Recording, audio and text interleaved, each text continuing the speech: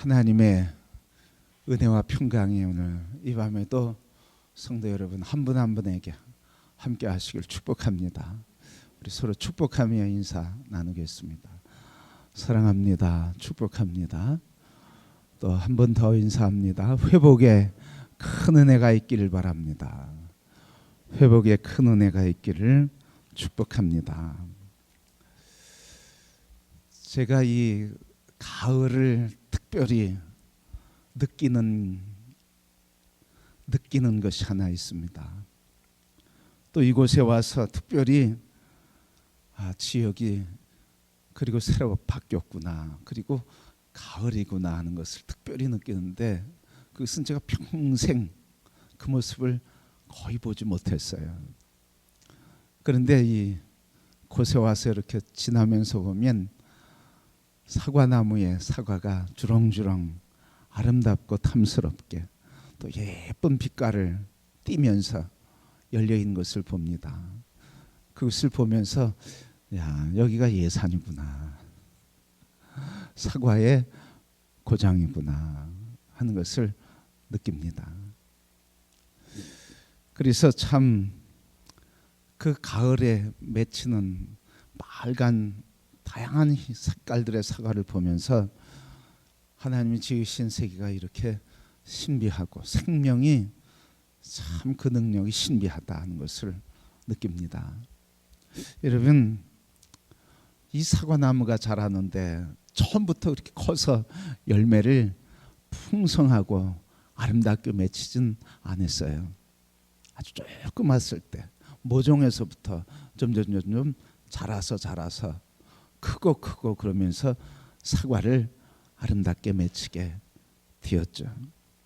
만약에 이 사과나무가 어렸을 때 비바람에 꺾여지거나 휘어진다고 하면 잘 자랄 수가 없고 또 열매를 잘 맺을 수가 없어요. 누군가가 모종을 꺾어버리지 않았기 때문에 이 모종이 쭉 자라서 열매를 맺을 수 있게 되었다, 그렇게 생각합니다. 여러분, 무심코 밟거나 꺾었다고 하면 어떻게 되었을까요? 방금 말씀드린 것처럼 아름다운 열매를, 그것도 풍성하게 맛있는 과일을 맺을 수도 없고 우리가 맛볼 수도 없었어요. 바로 밟히지 않았기 때문에, 꺾이지 않았기 때문에 이 아름다운 모습과 과일을 우리가 먹을 수 있게 된 것입니다. 몇 년 전에 겨울에, 봄이군요. 봄에 좀 초여름쯤 된 것 같아요. 여름에 그 강릉의 양떼 목장을 우리 가족끼리 한번 방문한 기억이 있습니다. 양떼 목장을 쭉 따라서 올라가는데 그 목장 곁으로 그 도로의 오른쪽에는 산이 있어요. 그 산에 나무들이 이렇게 있는데 그 나무들을 쭉 보면서 가는데 어느 나무가 이렇게 눈에 확 들어왔어요. 너무 이상하기도 하고 참 생명의 신비가 대단하다 하는 느낌도 받으면서 참 마음이 안타까운 생각도 들었습니다. 왜냐하면 이렇게 팔뚝 정도 굵기의 나무가 쭉 자라서, 곧게 자라서 쭉 올라가서 그늘이 된 게 아니라 이 팔뚝만한 나무가 한 50cm 이렇게 올라가다 한 80도 90도로 거의 8, 90도로 이렇게 꺾어졌어요. 그래서 꺾어져서 그 나무가 다시 이렇게 자란 것을 보게 됐어요. 그러면서 생명의 강인함을 보면서도 참 이 나무가 한번 이렇게 꺾이게 되면, 휘게 되면 그것이 다시 회복되더라도 참 흉하구나, 그런 생각을 하게 됐습니다. 여러분, 이 모습 우리의 사람도 그러하다, 그런 생각을 합니다. 하나님께서 우리를 지으실 때 생명의 풍성함과 또 에덴의 기쁨과 감격을 마음껏 누리며 살도록 그렇게 우리에게 허락을 해 주셨어요. 그래서 에덴 하나님이 지으시고 매일매일 기뻐하시면서 우리를 지으시고는 심히 기뻐하시면서 모든 것을 바라보시면서 너무너무 하나님께서 기뻐하시고 그 기쁨을 누리도록 우리에게 다 허락해 주셨습니다. 아무 부족함이 없었어요. 그런데 이렇게 지은 우리들, 이렇게 아름다운 삶을 누리며 살도록 지음받은 우리들, 그리고 우리를 통해서 하나님께서 온 세계와 열방에 축복과 기쁨과 생명의 통로가 되도록 우리를 지으신 하나님의 섭리와 은혜가 있는데, 오늘 우리들의 삶을 돌아보면 어떤 것을 보면, 어떤 때를 보면 건강하게 잘 자라지 못한 모습을 보게 돼요. 또 어떤 모습을 보면 너무 움츠려 있는 것을 보게 돼. 또 어떤 때는 너무 눈치를 보게 돼. 어떤 때는 너무 불안해하는 모습이 우리의 마음에 가득 차 있어요. 움츠러들게 되고 불안하게 되고 두려워하게 되고. 그래서 우리가 늘 하나님이 풍성하게 열매를 맺게 하시고 누리게 하시는 이 삶을 누릴 수도 없고 또 삶의 열매를 맺을 수도 없어요. 왜 그럴까요? 바로 그 모습이, 이 나무가 짓밟히거나 꺾여졌으면 열매를 맺지 못하는데 꺾이지 않을 때 곧게 자라면서 열매를 맺게 되는데, 우리 사람이 바로 이렇게 외부로부터 임하는 이 짓밟힘, 꺾임, 이런 상함이 우리에게 있다 하는 말씀이에요. 바로 이런 상함, 밟힘, 꺾임, 이런 것들이 우리를 풍성한 열매를 맺게 하고 풍성한 은혜를 누리게 하고 풍성한 하나님의 은총을 누리게 하는데 늘 장애가 되고 걸림돌이 된다 하는 이야기예요. 한국에서 제자훈련하면 옥하는 목사님을 얘기해요. 또 영성훈련, 영성가, 성령운동하면 조영규 목사님을 얘기해요. 그런데 한국에 내적 치유하면 내적 치유의 대가라고 이름을 붙이는데 정태기 목사님을 얘기해요. 저희 내에도 정태기 목사님과 함께 또 그 밑에서 3년 동안 이렇게 배우고 같이 치유도 받고 같이 소그룹 가서 하나님이 우리를 회복하시는 이런 내적 치유의 경험을 여러 차례 하게 되어서 참 큰 은혜의 시간이었습니다. 바로 이 치유목회연구원의 원장이 되시는 정태기 목사님, 그분의 이야기가 이런 거예요. 사람이 상처를 받는 순간 내적 성장이 멈춘다 그랬어요. 마음의 상처를 받는 순간 이 내적인 성장이 멈추게 된다. 상처를 받는 순간 성장이 멈춘다는 거예요. 무슨 성장? 몸은 자라는데 속사람이 자라지 않는다는 거예요. 그래서 몸은 크고 지위는 올라가고 그렇지만 그 속사람은 여전히 성장하지 않아서 그 성장하지 않은 아이의 모습으로 있는데 이것이 성인 아이라, 이런 이야기예요. 그래서 어른이 되어도 높은 지위에 앉아도 어떤 권력을 잡아도 성공한 것 같은데 그 사람, 그 속사람이 자라지 않아서 그 마음속에는 어린아이 그때의 모습, 그때 상처받은 그 모습 그대로 반응하고 또 그 모습 그대로 행동한다는 사실이에요. 그래서 과거를 사람들이 다 떠난 것 같고 과거를 내가 다 이기고 성숙하고 성장한 것 같은데 돌아보면 우리 안에 이런 어렸을 때 받은 상처, 또 짓밟힘, 꺾임, 이런 어린 상처를 받은 어린아이, 그래서 내적으로 성숙하지 못하는 성인 아이들이 있다는 이야기예요. 그래서 과거를 떠난 것 같지만 돌아보면 과거를 떠나지 못하고 여전히 성인 아이의 모습으로 살아가요. 아이들에게 있는 특징 두 가지를 얘기하면 아이들의 특징은 뭡니까? 긍정적인 특징이 있고 부정적인 특징이 있어요. 긍정적인 특징이 있으면 밝게 자라고 건강하게 자랄 수 있는데 어린아이에게 이런 부정적인 특징이 있으면 인생을 사는데 부정적인 인생을 살게 돼. 그러니까 여러분, 자녀를 키우는 데 있어서 자녀들에게 발달하는 과정마다 심리학자들은 다 수행해야 할 과업이 있다고 그래.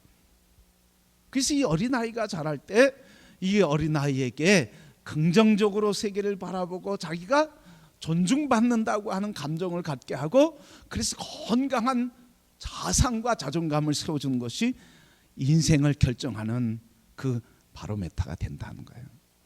그래서 어렸을 때 아이들이 상처를 받아서 부정적인 생각을 하고 이 어린아이의 상처를 받게 되면 평생 부정적인 삶을 살 수밖에 없다는 거예요. 그래서 어린아이에게 인생에 긍정적인 영향을 가지면 긍정적인 영향을 미치게 되고, 그 부정적인 생각을 갖게 하면 평생 부정적인 생각에 붙들려서 살아가요. 심각한 건 뭐예요? 자기가 부정적인 건데 부정적인 것을 모른다는 거예요. 뭐라고 생각해? 나는 옳다고 생각해. 그래서 옳다고 생각해서 얘기하는데 항상 보면 부정적인 얘기를 할 때가 많다, 그런 이야기죠. 어린아이의 부정성 가운데 한 가지 특징이 뭐예요? 다 어린아이들은 어떻게 해요? 울면 먹여줘야 되고, 울면 기저귀 갈아줘야 되고, 다 누구 중심이에요? 자기 중심이에요. 그래서 자기밖에 모르는 그 아이가 어린아이의 부정적인 특징이거든요. 근데 어른이 되었어도 그래. 어른이 되었어도 자기밖에 몰라. 다른 사람의 입장을 헤아릴 줄 몰라. 다른 사람이 자기를 꺾고, 그래서 자기의 주장과 생각과 뜻을 따라야만 되는 거예요. 그래서 자기 생각과 주장을 따르지 않으면 어떻게 해서든지 그 사람을 설득을 하든지 아니면 폭력을 행사하든지 다른 방법을 통해서 포기하게 만들고, 자기가 꼭 생각하고 주장한 대로만 일이 이루어져야, 그래야 편안한 사람이 있어요. 근데 이런 사람은 사랑을 하는데 깊게 할 수 없어요. 넓게 할 수 없어요. 왜 그렇습니까? 어린아이에게는 두 번째 부정적인 특징이 있는데, 그것은 뭐냐면 오래 참지 못하는 거예요. 그런데 성경 뭐라고 했습니까? 고린도전서 13장 말씀해 보면 사랑은 오래 참고 사절해요. 오래 참고. 그러니까 사랑은 오래 참는 건데 참지를 못해. 막 불같이 일어나는 거예요. 막 여기서 올라오는 거예요. 그걸 참으려고 하면 막 몸이 떨리고 치 떨리는 모습으로 보이거든요. 그래서 오래 참지 못해. 그렇기 때문에 사랑을 넓게 할 수도 없고 깊게 할 수도 없고 사랑을 성숙시키지도 못해요. 그래서 이 어린아이의 부정적인 모습이 내 안에 있다고 하면 사랑을 깊게 풍성하게, 그리고 기쁨과 감격 누리지 못하고, 사랑을 제대로 하지 못하니까 관계는 어때요? 관계도 좁아져요. 고집쟁이가 돼요. 관계도 넓지 못해. 또 관계를 맺으려고 하면 항상 자기 주장대로, 자기 생각대로, 자기밖에 모르기 때문에 다른 사람과 타협하거나 협상하거나 아름다운 공동체를 이루고 아름다운 가정을 이루고 아름다운 관계를 이루는 들에 서투르다 그 말이죠. 그러니까 그 사람이 가면 조용하다가도 분열이 일어나, 다툼이 일어나, 갈등이 일어나. 그래서 다른 사람들이 갈등이 일어날 걸 생각하니까 그냥 침묵하고 말이 없어지는 거예요. 그러니까 이런 어린아이의 부정성, 성인 어린아이가 우리 안에 자리 잡고 있으면 사회 삶을 하는데도 관계가 어려워지고, 또 사회적인 삶에서 그렇게 크게 성공하기가 어렵다는 거예요. 또 심지어는 하나님과의 관계에서도 사랑받고 이해받고 용서받고 이게 어려워요. 부부관계에도 사랑의 기쁨과 감격을, 그래서 행복을 누리는데 매우 어려운 거예요. 뭐 때문에? 우리 안에 뭐가 있어서? 성인 아이가 있어서. 몸은 자라고, 그리고 무슨 지위는 높아졌지만 생각이 그런 거예요. 생각. 여러분, 우리 이렇게 뉴스에 보면 어른들이 상식 이하의 행동을 하는 걸 보잖아요. 그 안에 다 이런 일이 있어서 그래. 그래서 어린아이의 이런 부정적인 특징, 오래 참고 참지 못하게 자기밖에 모르는 걸 성숙할 수가 없어요. 이 장석주라고 하는 분이 대추 한 알이라고 하는 글을 썼는데 이 글을 제가 다 읽어보지 못했어요. 그런데 교보문고요 빌딩에, 광화문의 교보문고 빌딩에 보면 앞에다가 이렇게 분기별로 하나씩 큰 현판에다 글을 하나씩 올리거든요. 그 글이 아주 이상적이고 마음에 이렇게 생각을 하게 해서 제가 기록해 놓은 게 있었어요. 대추 한 알, 장석주, 2009년 가을에 교보문고에 2009년에 걸려 있었어요. 대추가 저절로 붉어질 리는 없다. 저 안에 태풍 몇 개, 천둥 몇 개, 벼락 몇 개. 태풍, 천둥, 벼락을 맞고 나서야 대추 한 알이 제대로 열렸다는 거죠. 이것을 바로 앞에 있는 말, 오래 참고 견딘다 그런 말이죠. 태풍과 번개와 그리고 비바람이 친다 할지라도 그것을 견뎌내는 거예요. 참고 인내하는 거예요. 사랑의 아름다운 열매는 바로 인내에 있는 거예요. 그런데 이런 우리 안에 있는 인내하지 못하게 하는 상한 마음, 이것들이 우리의 인생의 사랑의 아름다운 열매, 행복의 아름다운 열매를 맺게 하는데 방해가 되고 걸림돌이 되고, 그것 때문에 그 기쁨과 행복을 누리지 못하는 거예요. 고린도전서 13장 11절 말씀에 보면 이랬어요. 내가 어렸을 때에는 말하는 것이 어린아이와 같고 깨닫는 것이 어린아이와 같고 생각하는 것이 어린아이와 같다가 장성한 사람이 되어서는 어린아이의 일을 버렸노라. 어렸을 때는 생각하는 것 깨닫는 게 다 어린아이 수준인데 장성하면 뭐 해야 돼? 생각하는 것 깨닫는 거 이게 다 어른스러워야 된다는 거예요. 장성한 사람. 그래서 어린아이 일을 다 버려야 된단 말이죠. 그런데 보면 우리 안에 이 버린 것 같은데 어린아이의 일을 버리지 못하고 있는 것들 있다, 그런 이야기. 그래서 이 어른의 눈을 갖지 못하면 우리의 마음의 상처가 성장을 멈추게 하고, 성장이 멈출 뿐만 아니라 더 불행하고 무서운 건 뭐예요? 이 상처가 우리 인생에 뭐가 되는 거예요? 우리 인생의 운전사가 되는 거예요. 이게 두렵고 이게 더 큰 문제예요. 상처 받을 수 있어요.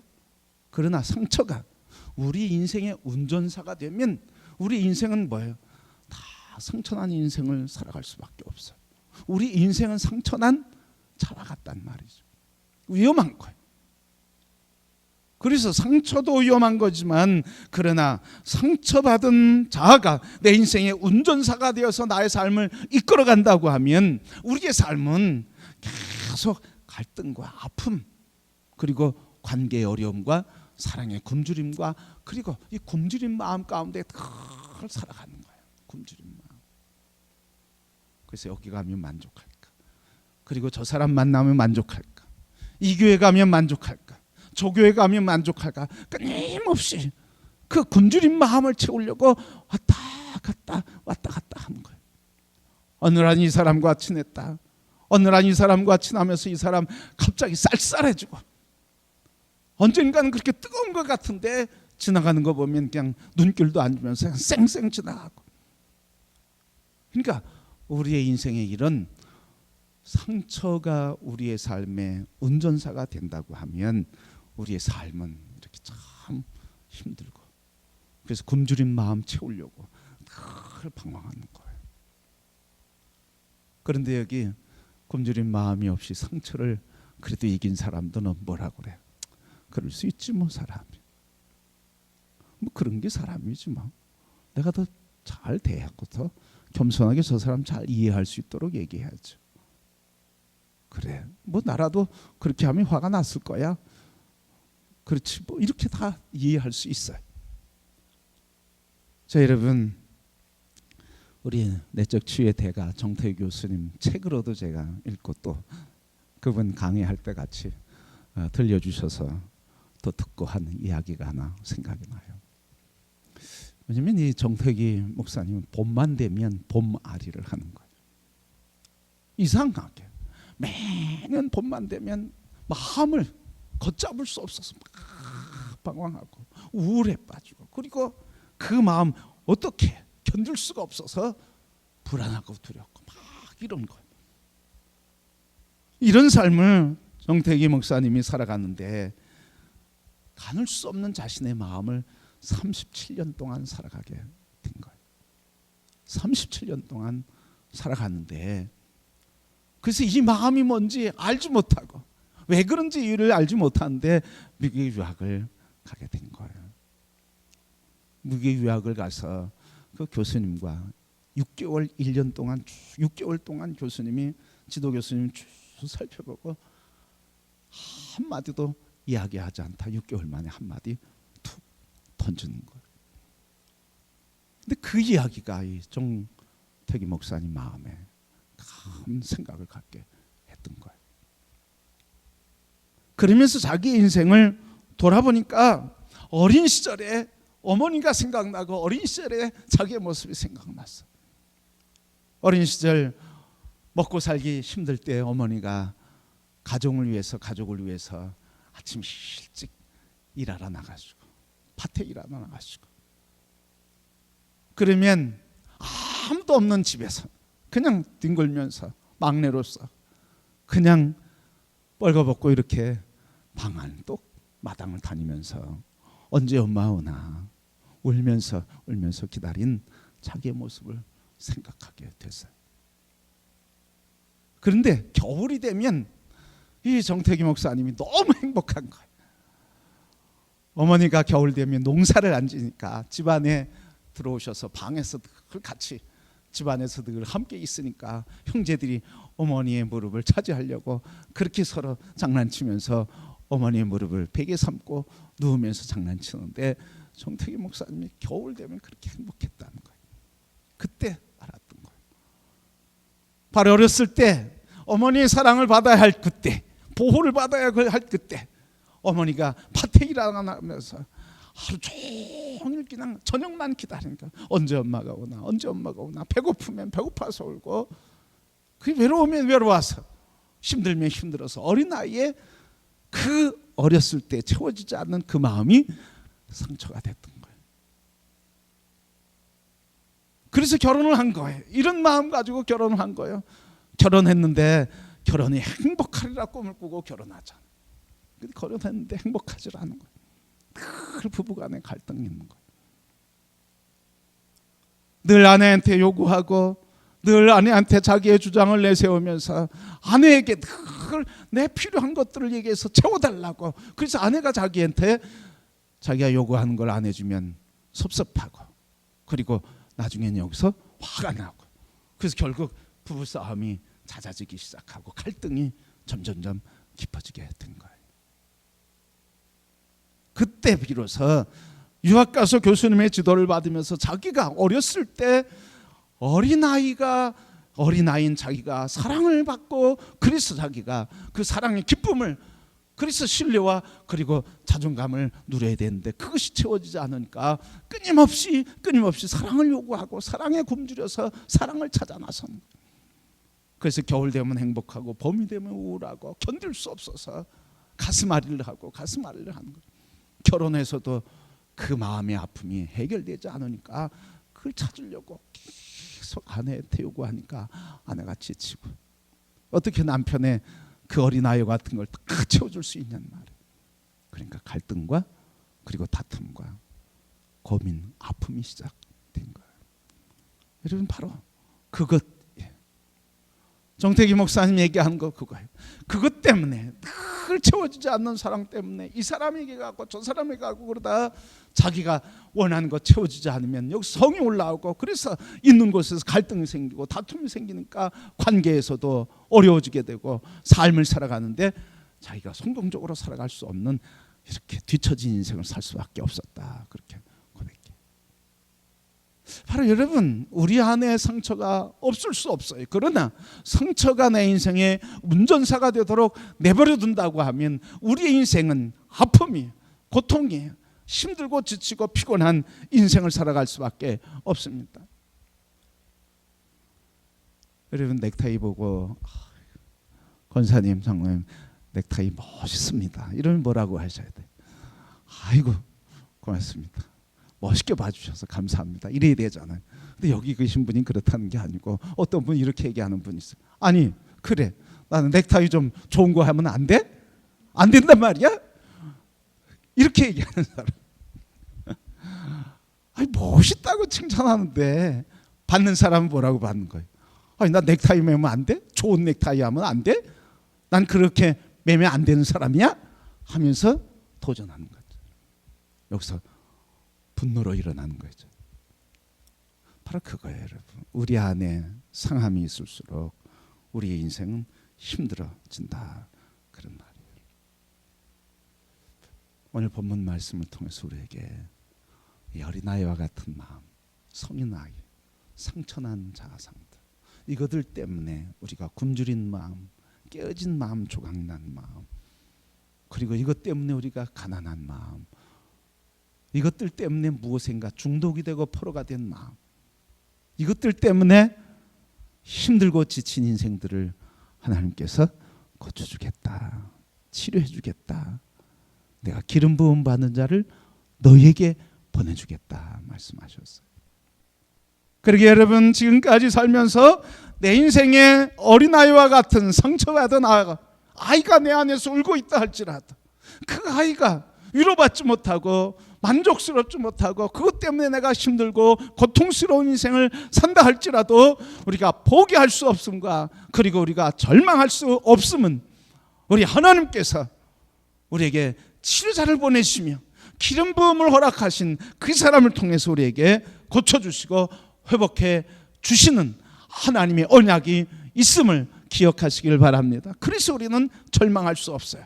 낙심하고 손 놓고 있을 수 없어요. 그 은혜가 우리에게 있는 줄 믿습니다. 그래서 주님께서 오늘, 하나님께서 오늘 이 말씀을 주시는 거예요.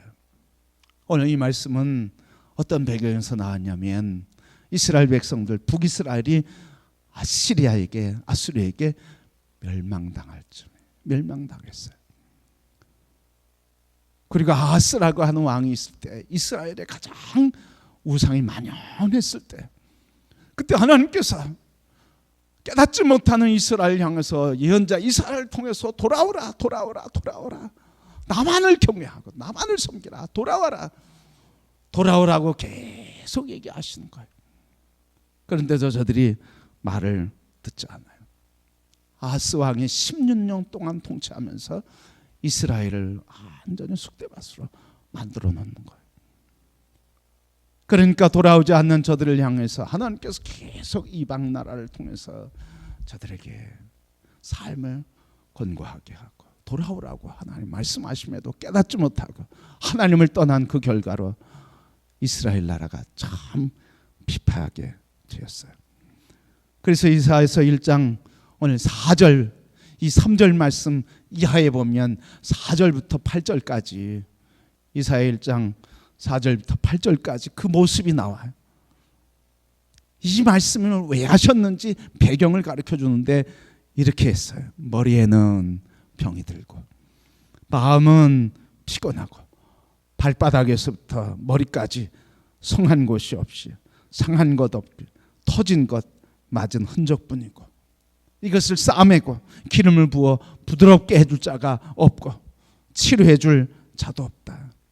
땅은 황폐하고 성읍은 불탔고 토지는 이방인에게 빼앗기고 황폐하게 됐다. 하나님을 경외하지 않고 하나님을 떠나게 된 그 결과가 오늘 이사야 1장 4절부터 8절에 있는 것처럼 온 몸은 다 곤고하고 병들고 마음은 피폐해지고 발바닥부터 머리까지 성한 곳이 없고 그리고 다 터진데도 기름을 발라 싸매주지도 않고 싸매준 사람도 없고 땅도 빼앗기고 황폐해지고 그리고 성도 불타고 다 피폐하게 됐다는 거예요.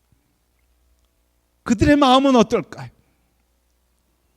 그들의 심령이 오늘 말씀에 있는 것처럼 피곤하고 지치고 상하고, 그래서 하나님 믿는데 왜 이럴까 고민과 아픔과 절망과 하나님의 위로를 받지 못하면서 저들은 깊은 고민 속에, 아픔 속에, 절망 속에 있는 거예요. 그때 오늘 하나님께서 이렇게 말씀하시는 거예요. 주 여호와의 영이 내게 내리셨으므로 이는 여호와께서 내게 기름을 부으사 가난한 자에게 아름다운 소식을 전하게 하려 함이라.